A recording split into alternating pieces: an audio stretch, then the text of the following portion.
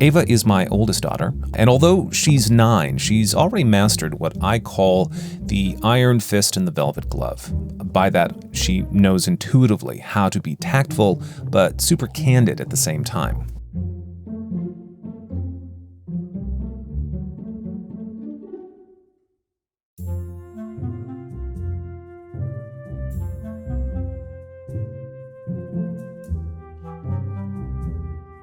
Now, if you're a parent working at home with school-aged children who are also at home, then this story is probably familiar to you. The pandemic pushed families together, and everyone, parents and kids included, was forced to adapt.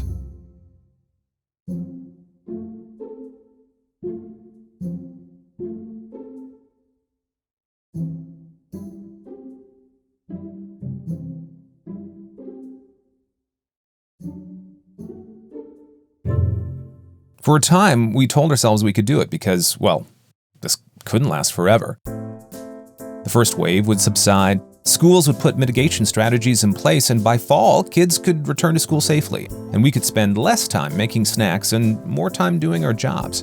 Well, it's fall now, and many workplaces aren't allowing their people back.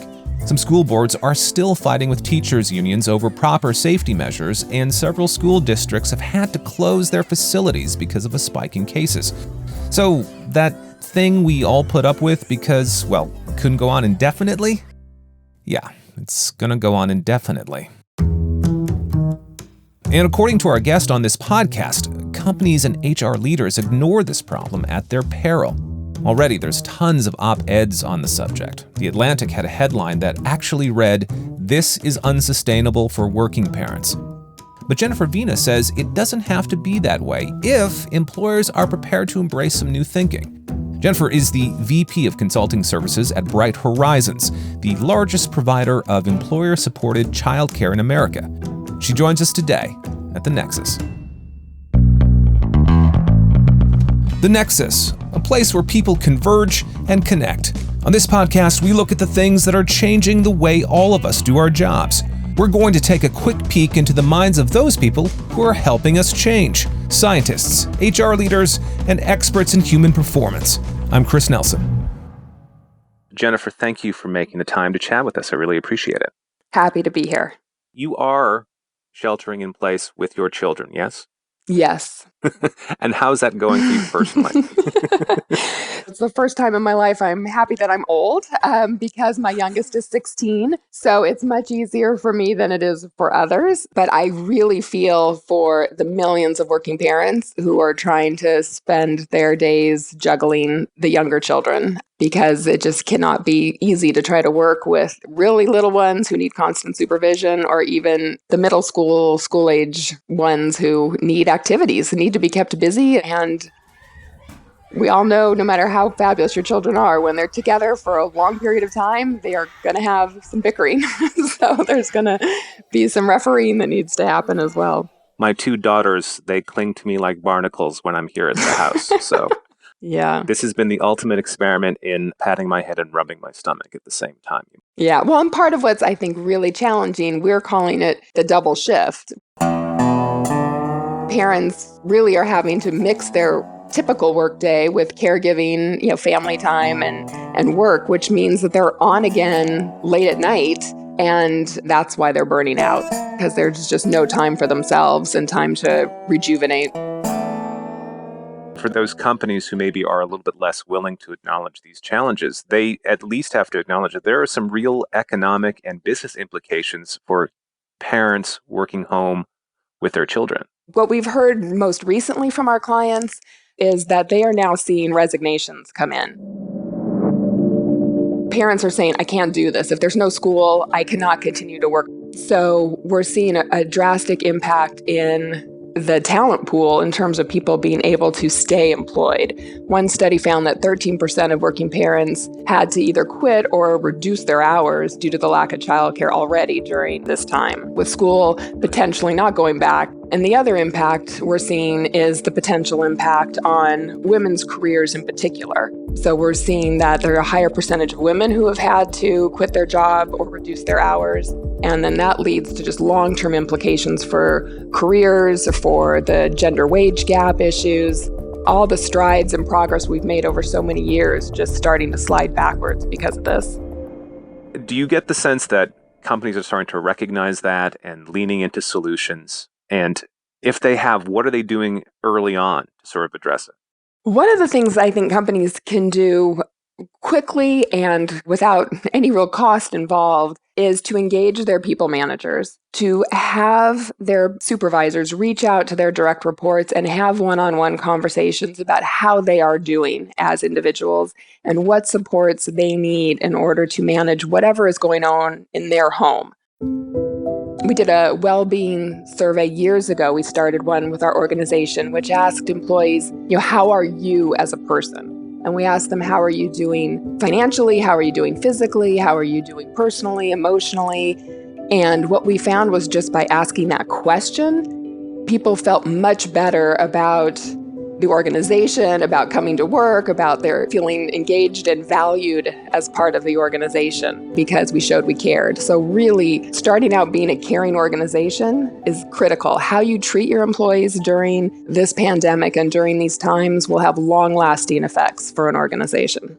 Amongst those companies that are sort of recognizing this as a problem they need to address, what are some of the more interesting and progressive things that you're seeing them do? I think what's become apparent to employers is that it is very beneficial for them to control the supply of childcare.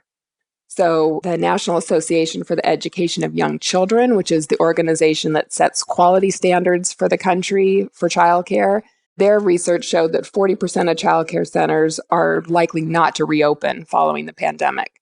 And so that is leaving parents with very few choices of childcare for their young children.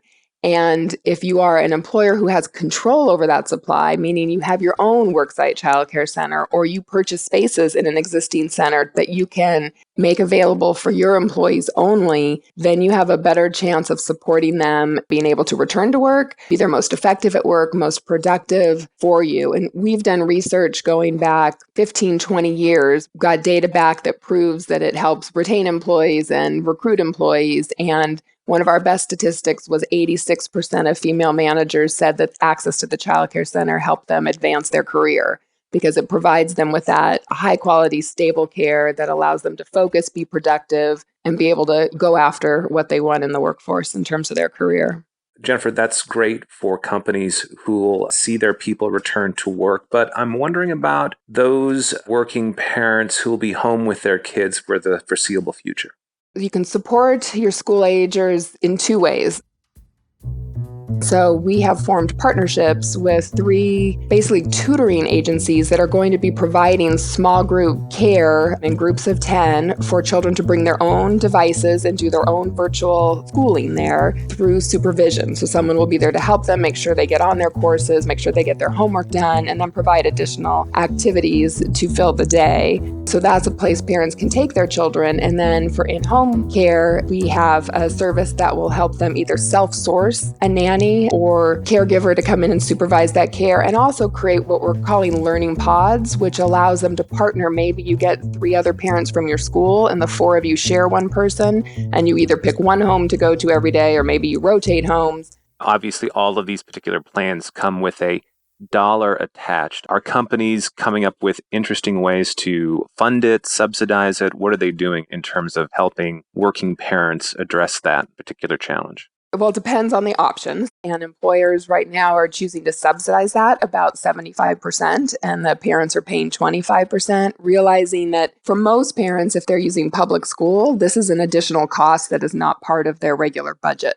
Some companies see the idea of addressing child care as a cost center, and a cost center at a time when their revenues may be declining. What's the argument you make to those particular employers that this is something that they need to address? The biggest argument would be without addressing it, they're not going to get the most out of their people. They're not going to get the productivity they need in order to get the work done. And they're probably going to see attrition as people decide they just cannot continue to juggle all of these responsibilities without support and either leave the workforce or look for somebody who will support them during these times. We've had discussions with other individuals on this podcast about, as much as the pandemic is a crisis, for some, they're seeing it as an opportunity. And in this particular case, it feels like the opportunity for companies to rethink how work and personal life commingle. Is that something that you're seeing? So any survey we have ever done I've been doing this for 30 years, flexible work comes up as the top thing every employee wants.